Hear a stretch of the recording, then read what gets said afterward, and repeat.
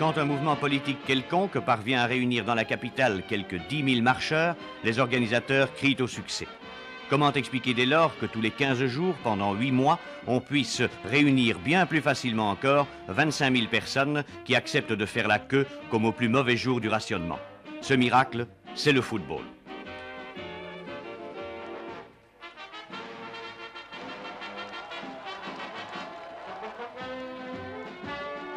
Le 21 décembre 1913, le trésorier du Sporting enregistrait une recette de 833 francs 50 centimes pour un important match contre Malines.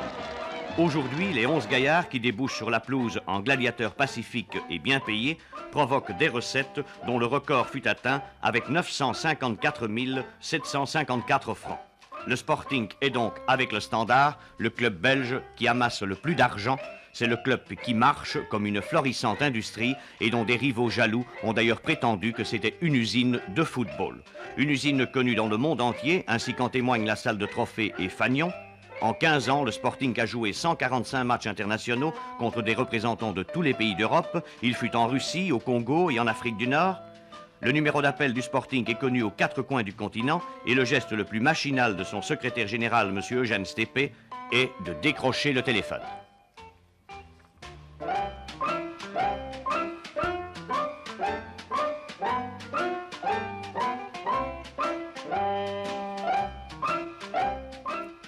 Pour que l'usine marche, il faut d'abord les 11 vedettes que nous avons vues monter sur la pelouse et dont l'aîné, Martin Lippens, a 27 ans pour 18 à Van Imst, le cadet.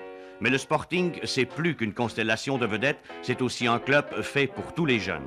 15 équipes de tous âges jouent en championnat, 3000 jeunes gens de 10 à 30 ans sont affiliés et aucun n'a dépensé un centime pour son équipement.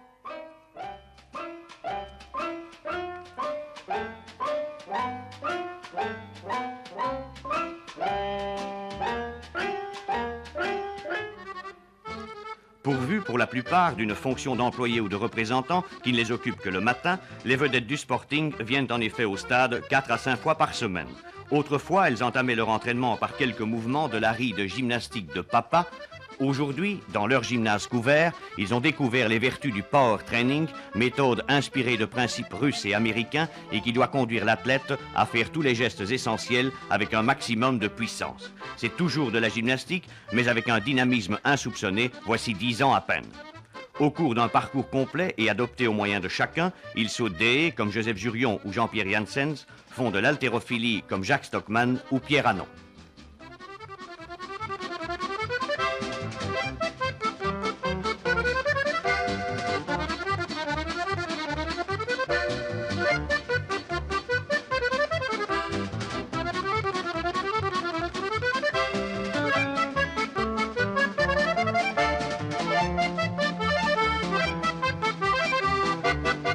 Ils se livrent parfois au curieux plaisir du vélo immobile, comme Paul Van Imst, pour rééduquer une jambe ou un genou blessé.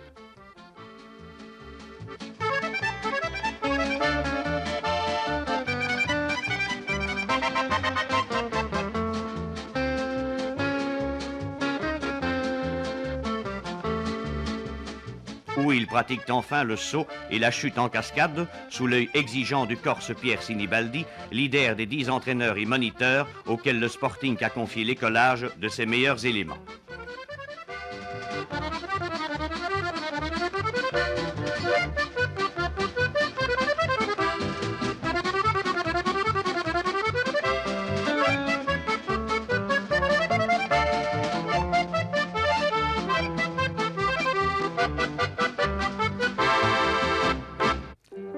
Après le travail en salle, c'est l'oxygénation au dehors, dans le parc qui sert d'écrin au stade. Toute la troupe part alors en cross-promenade. Un poète s'arrêterait sans doute au détour d'un chemin pour rêver un instant dans le grand parc solitaire et glacé. Mais si le football est à la fois un sport et un art, pour les joueurs du Sporting, il n'a rien d'une expérience poétique.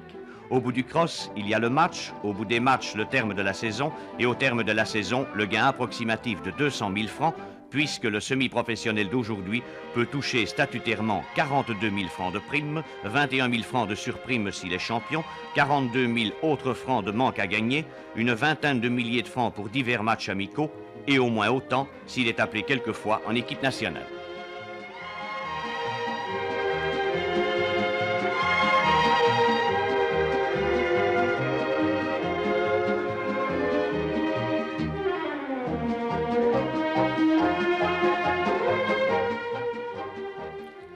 Divertir, tel est aussi le secret de la réussite actuelle du Sporting, porte-drapeau avec le standard du football spectacle. Le football élevé au niveau d'un art, c'est ce que les Anderlechtois recherchent surtout en taquinant inlassablement le ballon. Car, on s'en doutait un peu, le but du football, c'est de marquer un goal et de jouir de la détresse du gardien vaincu. C'est pour cela qu'une quinzaine de garçons viennent 4 ou 5 fois par semaine au stade. Pour plonger 25 000 personnes dans l'ivresse au seul spectacle d'un ballon de 453 grammes entrant dans un but de 7,32 m de long et 2,44 m de haut. Seul un philosophe pourrait expliquer l'importance d'un tel mystère.